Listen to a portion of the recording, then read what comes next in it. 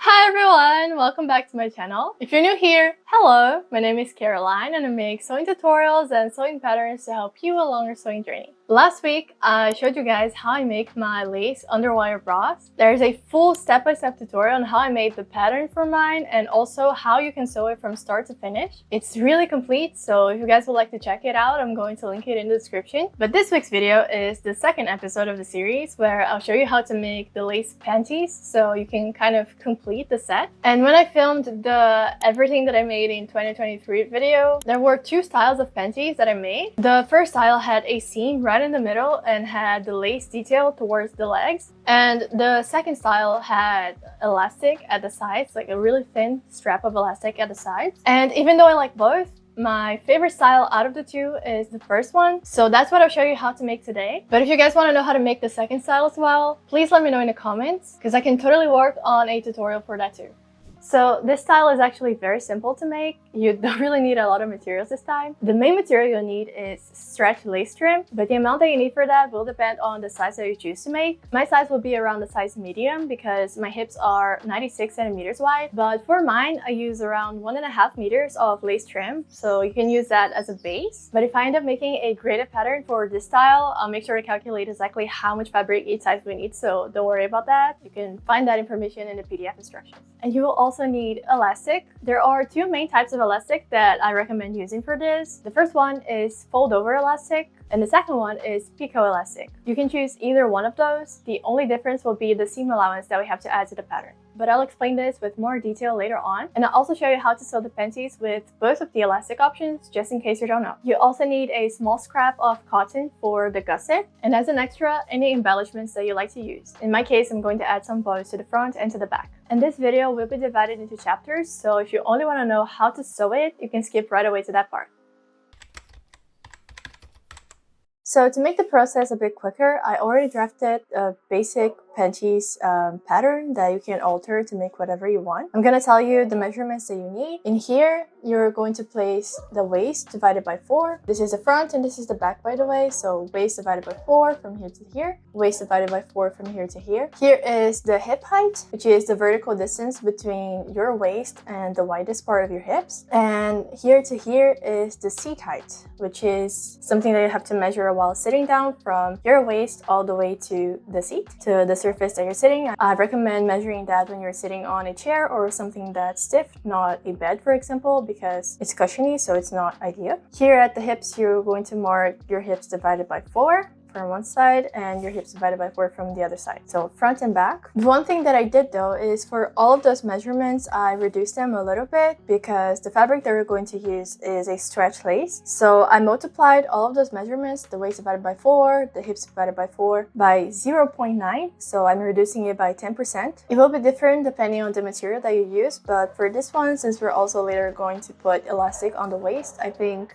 10% reduction is more than enough. And now we're going to alter it to make the panties that we want. It will depend on the shape that you want. I would recommend standing in front of a mirror and measuring yourself. So from the waist down, you measure how low you want your panties to start. In my case, I'll be measuring 12 centimeters down from my waist, but it will be different for every person. And from the sides, you also have to measure how low you want your sides to be. In this case, I will measure 6 centimeters down, and I want the side of my panties to be 5 centimeters wide or 2 inches. So I'm marking here. And at the bottom, you just have to measure the width of the gusset. In my case, I am measuring 3 centimeters to each side. So 6 centimeters gusset in total. And for the back at the sides, I will also measure 6 centimeters and 5 because it has to be the same as the front. And the back, I will make it 2 centimeters higher than the front because of your bum. I connected the sides and the bottom here. And if you don't have a curved ruler, you can just freehand draw here. This is the front.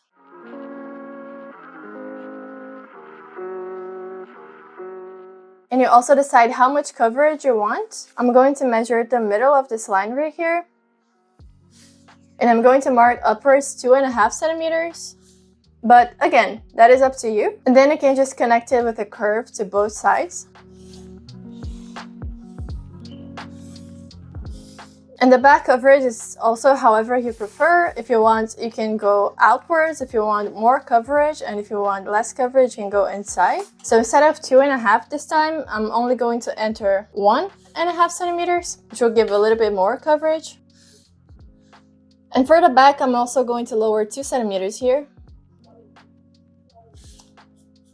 Now I'm going to cut it so we can transform. So this is the front and this is the back of a basic panty case. And if you want, you can use this to make one out of cotton or stretchy knit materials. It doesn't have to be made out of lace. And it's totally customizable. You can make it with more coverage. You can make it with less coverage if you want. You can make the gusset wider. You can make the gussets thinner. The size can be higher or lower. It's all up to you. And now we're going to make the alterations so the lace detail of the edge stays on the leg opening. So as we can see here, the edge of the lace is a straight line, but this part is a curve. And if we place it here, there will be a lot of extra material. So in order to make this a straight line so we can fit on the lace, we have to move this point right here down so we can take away the fabric that we're going to add. I think it's going to make more sense once I actually draft it. So I transferred the pattern to another sheet of paper. And just to remember, this is the center seam, the gusset, and the sides. And I drew a straight line here because this is where we're going to place the edge of the lace.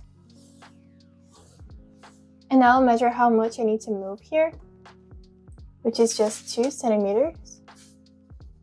In this case, the panties are not super curved at the leg opening, so if it was super curved here, then I would definitely have to move it more. But this one has more coverage, so you don't have to move much. And I'll use this point here to retrace the curves, and I'll try to mimic the curvature that we had. Like around here, there are 2.5 centimeters, so I will mark 2.5 centimeters before curving it.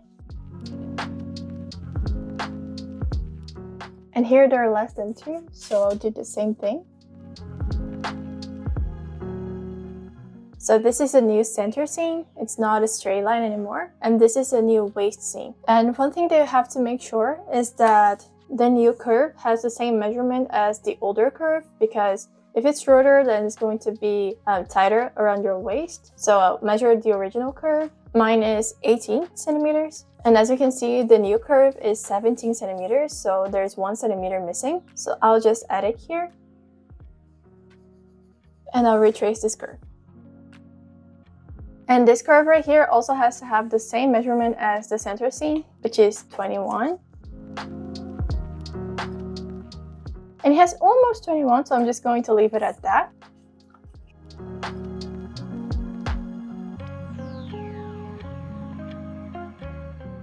And now this is the comparison between the two. The center seam, the waist, the side seam, and the gusset. And I made a little mistake. The gusset has to be a right angle from the side. So I just glued a little bit of paper.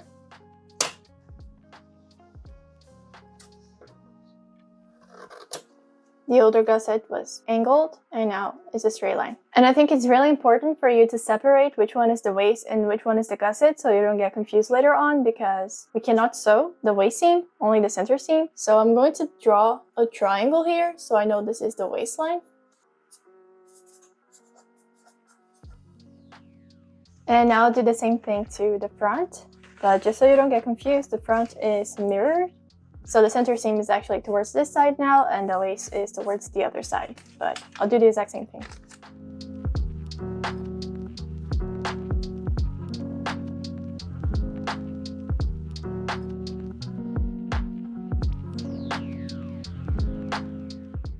Now measure the waist.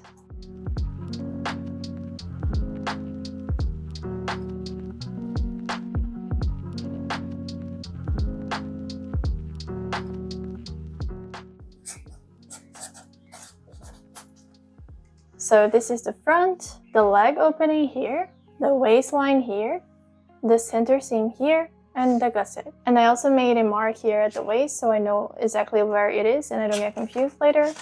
And for the gusset that we're going to cut on cotton, I'll fold the piece of paper in half.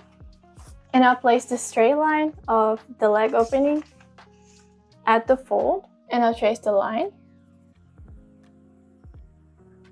And I'll place the back matching it. And I measured a gusset that I had in one of the panties that I like at home, and it's around 10 centimeters long. And I'll divide it like this. I'll put 6 centimeters to the front gusset and 4 centimeters to the back gusset. So this is the back and the front.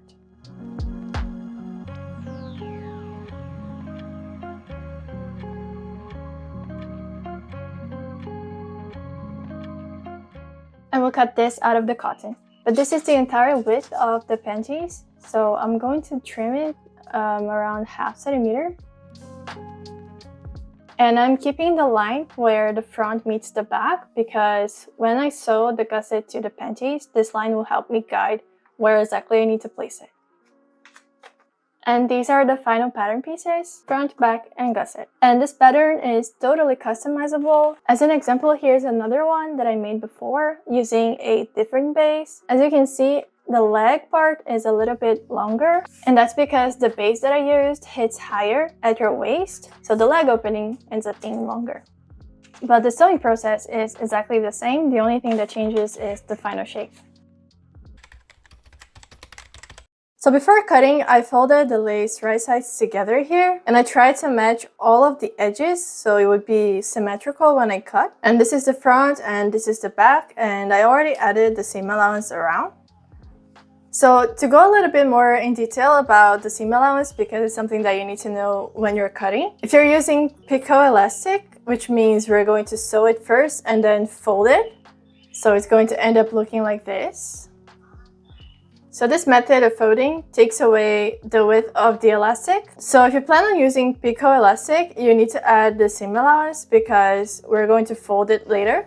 But if you end up using fold over elastic like this one, you actually need to take away the seam allowance of the waist. So this is the bottom and this is the waist. This is the bottom and this is the waist. I marked the waist with this triangle so I wouldn't get confused later. So if you're using fold over elastic, you need to take away this seam allowance right here because we're going to add the elastic to the waist.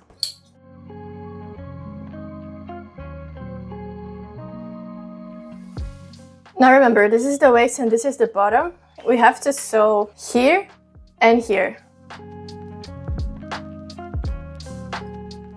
Both of the curves that are closer to the bottom. We don't have to sew the waist right now.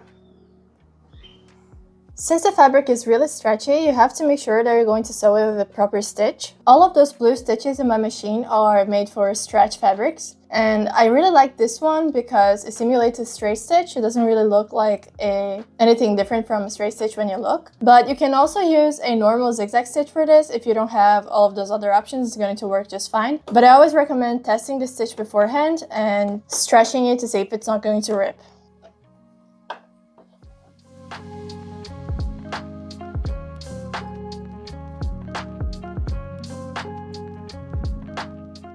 So this time I will put the seam allowance towards one of the sides and I'll top stitch it in place, but I'll try to do it as close as possible to the form of stitching.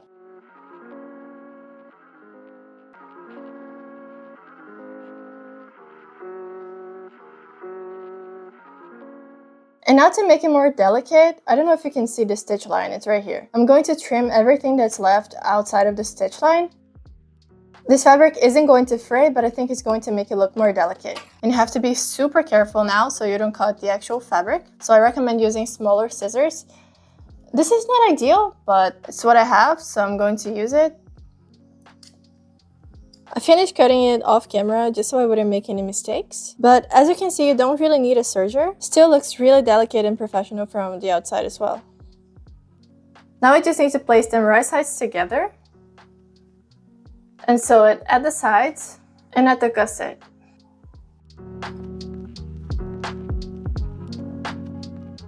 So I cut the gusset out of this 100% cotton. It's knit, so it stretches a little bit. And I also transfer the mark where the front and the back connect. This is the back, this is the front. So I pinned it here so I know exactly where it is. And now I just place where the pin is right on top of the seam.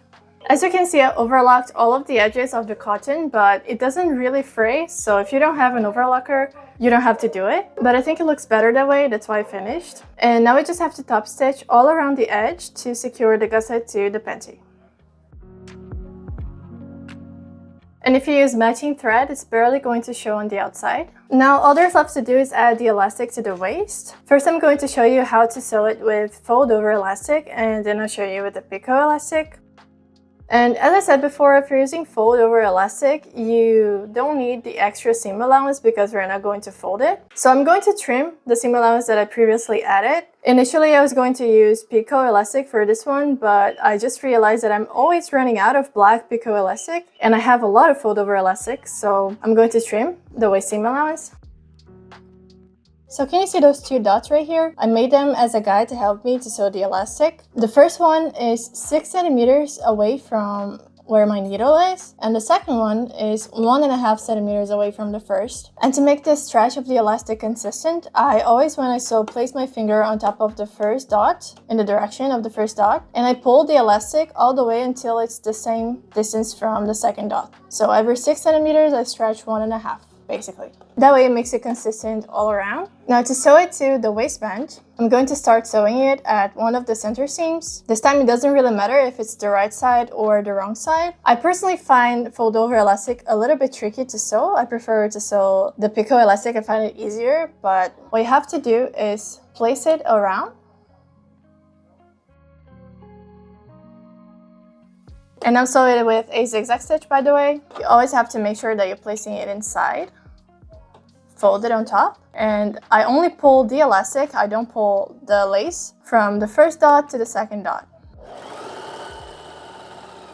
Once again, putting it inside, close, and pull only the elastic from the first dot to the second dot. And I always try to check in between to see if anything escaped. Sometimes it happens. You think you sew it on top of the lace, but there's a hole.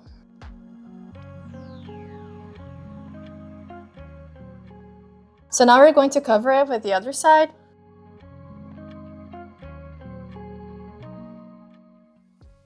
And the reason why I said you should start at the center seam, either the front or the back, is because usually bows are placed in the center or in the back.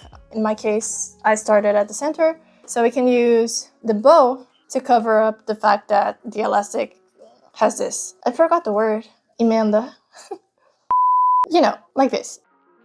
And for the bow, I'm also using a zigzag stitch, but the smallest length. So it just only goes side to side. It doesn't go forward or backwards. And as you can see, I missed a tiny spot here, so I'm gonna have to seam rip this part and put the elastic inside, but I'm going to do that off camera. This time, let's sew it with a picot elastic. I made another one in a different color, and this time the side that you sew it on does make a difference, so you have to have the right side facing out. This is the right side, this is the wrong side. And you can pin it beforehand, but since I'm already used to it, I'm just going to do it straight away. Some elastics have a right and a wrong side, this one doesn't, but if yours does, it's usually the plush side. So you have to place it with the plush side facing upwards. This one is the same. And this little curved edge right here has to be facing down, like this. And you place it right at the edge. And you do it the same way that I was doing before.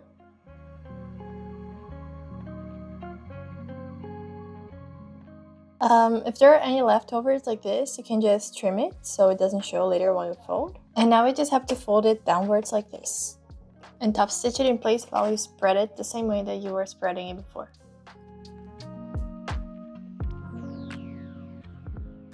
And the seam of the elastic this time gets really well hidden, so even if you don't want to add a bow, it's okay because it's not going to be any difference.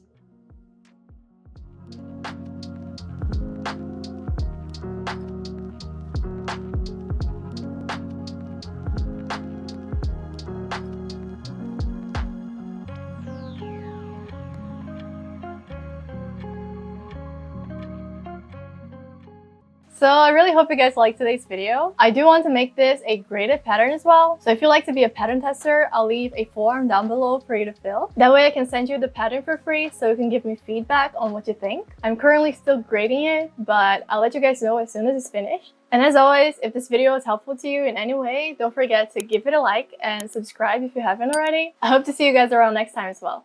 Bye!